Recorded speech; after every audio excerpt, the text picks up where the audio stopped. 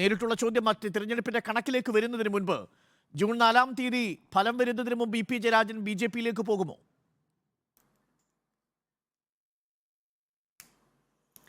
ഈ തെരഞ്ഞെടുപ്പിന് കേവലം 10 മണിക്കൂർ മാത്രമുള്ള സന്ദർഭത്തിൽ ഇങ്ങനെ ഒരു കാര്യം ഉയർന്നു വരുന്നത് ഒരു വലിയ ഗൂഢാലോചനയുടെ ഭാഗമായിട്ടായിരിക്കാനേ സാധ്യതയുള്ളൂ. അത് യഥാർത്ഥത്തിൽ ഇപ്പോൾ തെരഞ്ഞെടുപ്പിൻ്റെ പ്രവർത്തനം തുടങ്ങിയിട്ട് ഏതാണ്ട് ഒരു 3 മാസക്കാലമല്ലോ. ഈ 3 മാസക്കാലവും ഇല്ലാത്തൊരു കാര്യം ഇന്നലെ സംഭവിച്ച കാര്യത്തെക്കുറിച്ചല്ലല്ലോ ചർച്ച ചെയ്യപ്പെടുന്നത്. അപ്പോൾ അത് ഇടതുപക്ഷത്തിന് വലിയ നിലക്കുള്ള മുന്നേറ്റം ഉണ്ടാകും എന്ന് മനസ്സിലാക്കിയിട്ടുള്ള ഇടതുപക്ഷ വിരുദ്ധ ശക്തികൾ അവർ വളരെ ബോധപൂർവം ആസൂത്രണം ചെയ്ത ഒരു കാര്യമാകാതെ തരമില്ല എന്നുള്ളത് സാമാന്യതയിൽ ആലോചിക്കുന്ന എല്ലാവർക്കും തന്നെ ബോധ്യമാകും.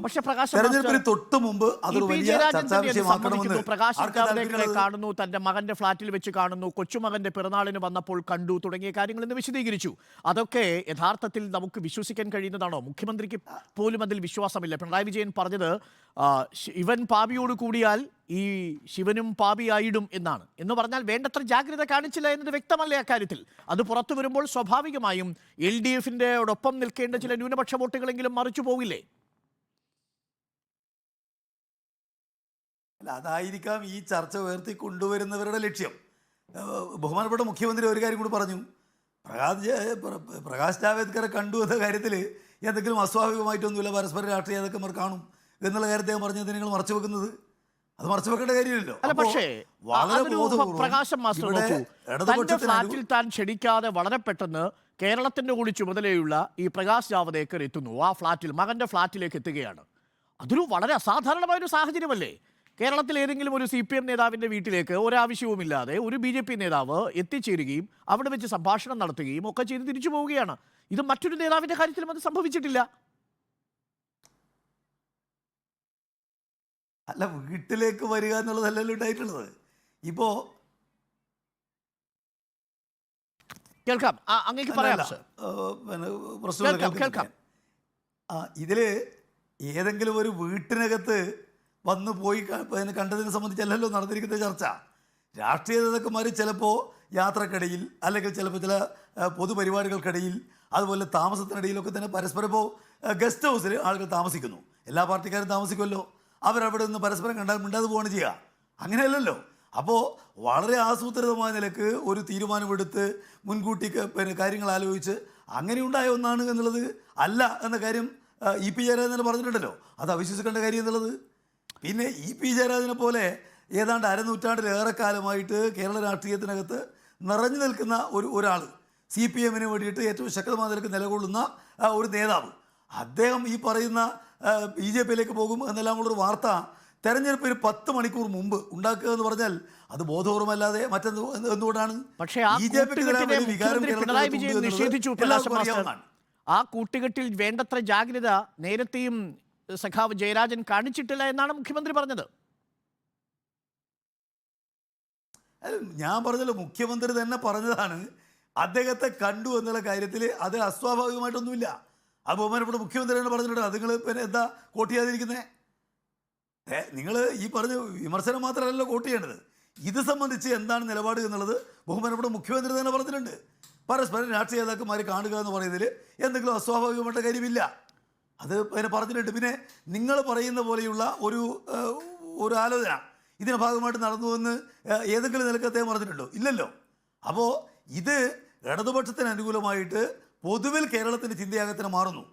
ഇതിന്റെ പ്രശ്നം എന്താണെന്ന് വെച്ചാൽ, പ്രകാശ് ജാവദേക്കർ വീട്ടിൽ വരുന്നതോ ഒരു ചായ കുടിക്കുന്നതോ ഒരു വിഷയമൊന്നും അല്ലായിരിക്കാം. പക്ഷെ അതിനുശേഷം ശോഭാ സുരേന്ദ്രനെ ഇ പി ജയരാജന്റെ മകൻ കാണുന്നു, ചായ കുടിക്കുന്നു, ഒപ്പം ഫോണിലേക്ക് മിസ് കോൾ അടിക്കുന്നു.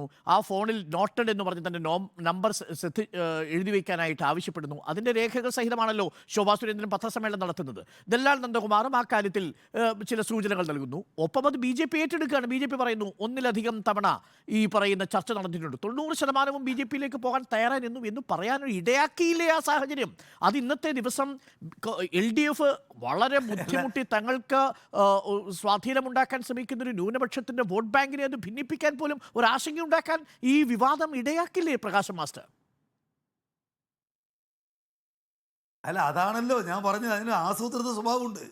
തെരഞ്ഞെടുപ്പിന് 10 മണിക്കൂർ മുമ്പ് ഇത്തരമൊരു വാർത്ത വരുന്നതിന് ഒരു ആസൂത്രണമുണ്ട് എന്നുള്ളത് കാര്യങ്ങളെക്കുറിച്ച് അറിയുന്ന ആർക്കാണ് മനസ്സിലാകുന്നത്?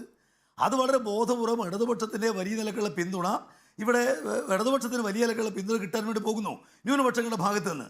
അത് എങ്ങനെയാണ് കുറക്കാൻ കഴിയുക എന്ന് പറയുന്ന ഒരു ആസൂത്രിതമായിട്ടുള്ള ആലോചനയുടെ ഭാഗമാണ് ഇത് എന്നുള്ളത് ആർക്കറിയാതിരിക്കുന്നത്. പക്ഷേ നോക്കൂ പ്രകാശ്, പാർട്ടിയും മുന്നണിയും പ്രതിരോധത്തിലാക്കുന്ന കാര്യങ്ങളുണ്ട്. ഒന്ന്, ഗോവിന്ദ മാഷ് നടത്തുന്ന ഒരു വലിയ യാത്രയുടെ ഭാഗമാകാൻ LDF കൺവീനർ വരുന്നില്ല.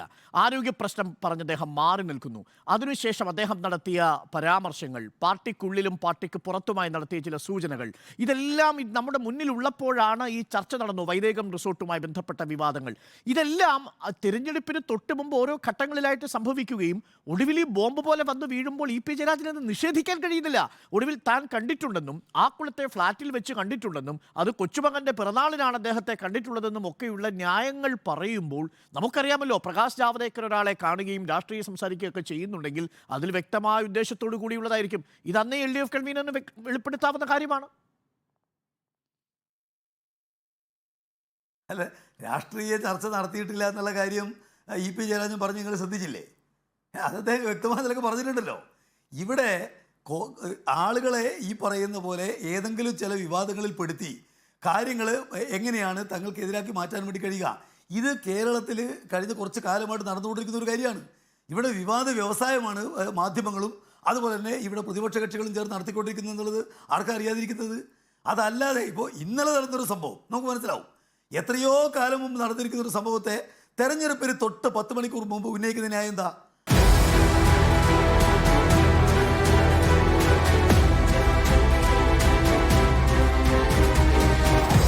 Debate with Arun Kumar.